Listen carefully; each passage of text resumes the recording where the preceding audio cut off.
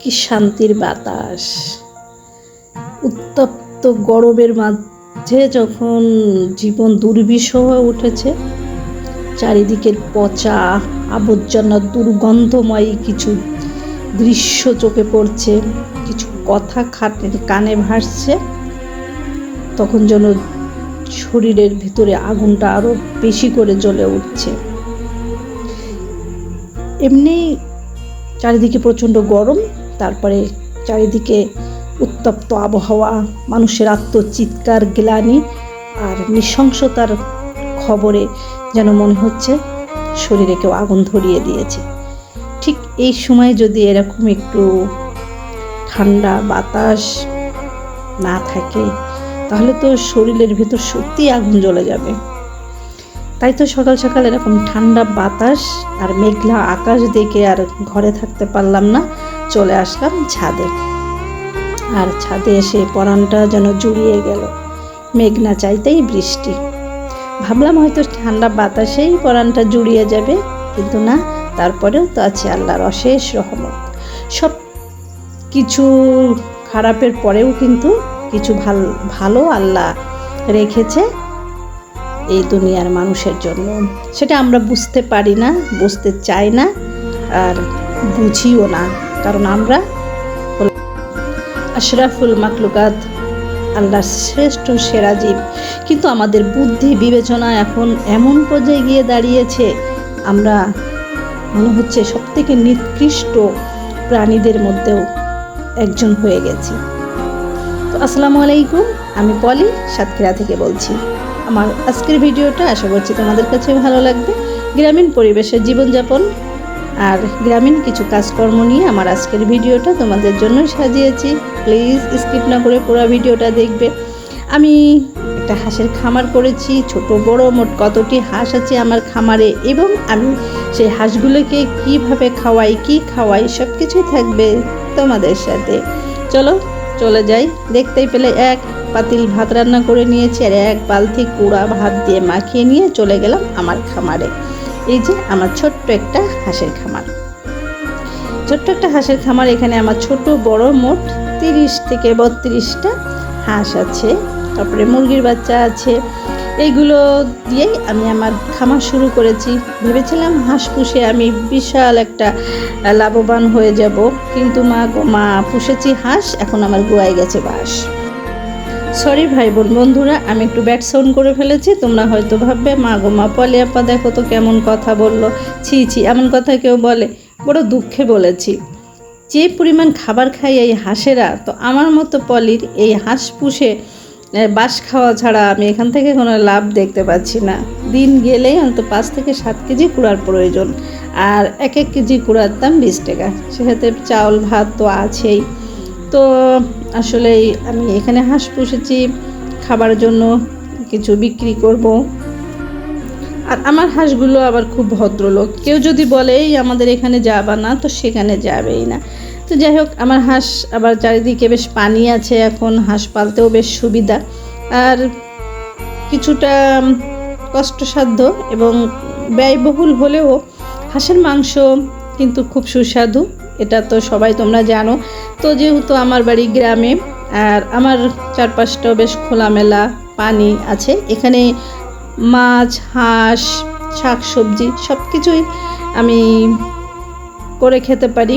তো যেসব বন্ধুরা, ভাইরা, বোনেরা তোমাদের এই সুযোগ সুবিধাগুলো নাই, তাদের জন্য রইল আমার বাড়িতে দাওয়াত। তোমরা চলে আসো আমার বাড়িতে। এই যে আমার পালা হাঁস, মাছ এবং ক্ষেতের শাকসবজি টাটকা, সব কিছু ফ্রেশ তোমাদেরকে খাওয়াবো। আসতে পারো সাতক্ষীরা আশাশুনিতে আমার বাড়ি। তো বন্ধুরা, আমার আজকের ভিডিওটা তোমাদের কাছে কেমন লাগবে জানি না। ভালো লাগলে কিন্তু অবশ্যই একটা লাইক দিতে পারো, এবং আমার চ্যানেলটাকে সাবস্ক্রাইব করে আমাকে আগামীর পথে এগিয়ে যেতে সহযোগিতা করতে পারো, পূরণ করতে পারো আমার মনের আশাটাও, কারণ তোমাদের ছাড়া কিন্তু অসম্ভব। এই যে দেখো, আমাদের এখান থেকে কিন্তু মাছ মারছে আমার দেবর মিলন। ও হচ্ছে মাছ খামারি, আমি হলাম হাঁস খামারি, আর ও হচ্ছে মাছ খামারি। তো টাটকা মাছ যখনই মারে তখনই তো ভাবি মাছ নেন, তো আমাদেরকে মাছ দেওয়া হয় এখান থেকে, বেশ টাটকা টাটকা মাছ খেতে পাচ্ছি বাড়িতে এসে। আর শাকসবজি তো আছেই, সেটাও তোমাদের সাথে শেয়ার করব। মাছের তারপরে মুরগির ডিম খাচ্ছি। এখন বাকি আছে শুধু একটা গরু পাললে দুধটাও আর কিনে খেতে হবে না, কি সব কিছু অর্গানিক এবং ফ্রেশ। আমি তো খেয়ে খেয়ে বেশ মোটা হয়ে যাচ্ছি। তোমরাও কিন্তু আসতে পারো আমার বাড়িতে যদি টাটকা মাছ আর আমার হাঁস খেতে চাও এবং টাটকা সবজি খেতে চাও। তারপরে দেখো এই যে আমার মিমি কিন্তু খুব শৌখিন, কাঁচা মাছ তো খাবেই না, কোনো কিছুই খায় না। তবে এই মুরগির বাচ্চাগুলো আছে, ওর জ্বালায় খুব বিপদে, খুব শিকারী আমার মিমি কিন্তু আবার সবসময় আমার কাছে থাকে না, ও খুব বেড়ায়, ওকে সবাই নিয়ে যায়। মানে সিমি যখন শ্বশুরবাড়িতে যায় তখন সিমির শ্বশুরবাড়িতে নিয়ে যায়, আমার বোনেরা নিয়ে যায়। মানে আমার মিমি এখন হয়েছে সবার সঙ্গে, যার যখন ভালো লাগবে সে তখন তার বাড়িতে নিয়ে যাবে। বাস্কেট কেনা আছে, বাস্কেটে করে এতদিন ছিল, প্রথমে ছিল সিমির কাছে, তারপর ওখান থেকে আনার পরে ছোটো বোন রাখলো 2-3 মাস, এখন আবার আমাদের এখানে নিয়ে এসেছে, আবার হয়তো সিমি যাওয়ার সময় নিয়ে যাবে। মোট এভাবেই চলছে আমার মিমির জীবন। তো যাই হোক, এখন বৃষ্টির ভেতরে আমি খেতে চলে যাচ্ছি সবজি কাটতে, একটু পুঁই শাক কাটবো। তো বৃষ্টি হচ্ছে, আমার বৃষ্টিতে ভিজতে এত ভালো লাগছিল, তাই তো ছাতা আনিনি, ছাতা ছাড়াই চলে এসেছি। আর যে বৃষ্টির শব্দ, মনটা যদি বলো তুমি কি বৃষ্টি আজকেই দেখছো, না সেটা বলছি না, তবে প্রচণ্ড গরমের ভেতরেই কিন্তু আজকের বৃষ্টিটা খুব ভালো লাগছে। এত দুর্বিষহ গরম, আর চারিদিকের এত আজে বাজে কাজ কারবার খবর, এসব শুনে সত্যি বুকের ভেতরটা, শরীরের ভেতরটা যেন সবসময় জ্বালা করে। মানুষ কেন এত বিবেকহীন হয়? আল্লাহ পাক মানুষকে সৃষ্টি করেছে সৃষ্টির সেরা জীব হিসাবে, কিন্তু সেই মানুষ এত নিকৃষ্ট মানের কাজ করছে, যেসব দেখে শুনে আমি সত্যি আর ভালো থাকতে পারি না, ভালো থাকি না, আমার খুব কষ্ট হয়। কারণ আমি একটু ইমোশনাল, আমি কেন জানি মানুষের মনে হার্ট করা কোনো কথা, কাউকে ধোকা দেওয়া, চিটিং করা, এগুলো যেন করতে পারি না।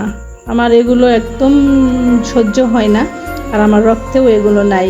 কাউকে আঘাত করা, কারোর মনেই আঘাত করতে পারি না, কারোর শরীরে আঘাত করতে পারি না। একটা হাঁস, মুরগি, বিড়াল, গরু, ছাগল, কাউকে আমি আঘাত করতে পারি না। আর যখন দেখি চোখের সামনে একটা মানুষকে এভাবে পুড়িয়ে তারপরে পিটিয়ে হত্যা করা হচ্ছে, তখন আর কীভাবে সহ্য করা যায় বলুন?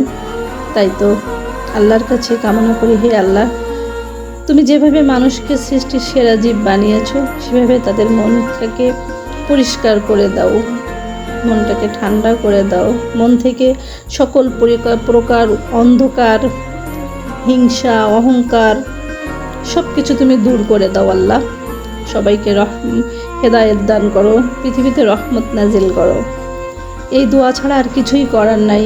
আমি যদি কোনো এমপি মন্ত্রী হতাম তাহলে হয়তো কিছু করতে পারতাম, কিন্তু আমি অতি সাধারণ একজন মানুষ, আমার কথা কে বা শুনবে, কে বা মানবে?